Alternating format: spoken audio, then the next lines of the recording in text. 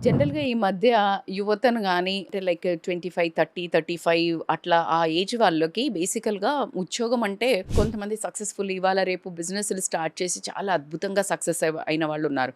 So, ఒక వర్గం ఉంటారు. ఇటు బిజినెస్ చేద్దాము అనే ఐడియా అయితే ఉంటుంది. ఎగ్జిక్యూషన్ లోపం ఉంటుంది.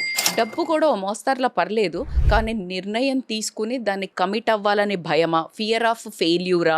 లేకపోతే ఫియర్ ఆఫ్ కమిట్మెంటా? ఏదో ఒక రూపకంగా దాన్ని ప్రోకాస్టినేషన్ చేస్తూ ఉంటారు. లేదు పర్ఫెక్షనిజంగా ఇప్పుడు కాదులే ఈ టైం వచ్చినప్పుడు ఇదైతే కాంపిటీషన్ ఉందేమో ఈ తర్వాత అనే ఉద్దేశంతోటి బిజినెస్ చెయ్యకుండా ఇటు ఏ జాబు చెయ్యకుండా టైం పాస్ చేస్తూ ఉంటారు.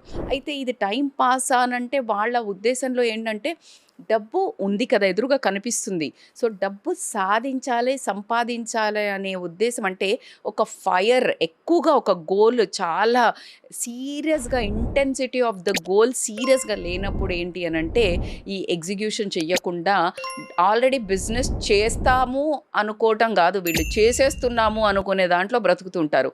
అదే బిజినెస్ చేయాలని ఫైర్ ఉండి అన్నీ ఉండి డబ్బు లేకుండా ఉండేవాళ్ళు కోకొల్లలుంటారు. సో, ఎద్దున్నోడికి బుద్ధుండదు, బుద్ధున్నోడికి ఎద్దుండదు అనే సామెత ఇలాంటి వాళ్ళ కోసమే వర్తిస్తుంది.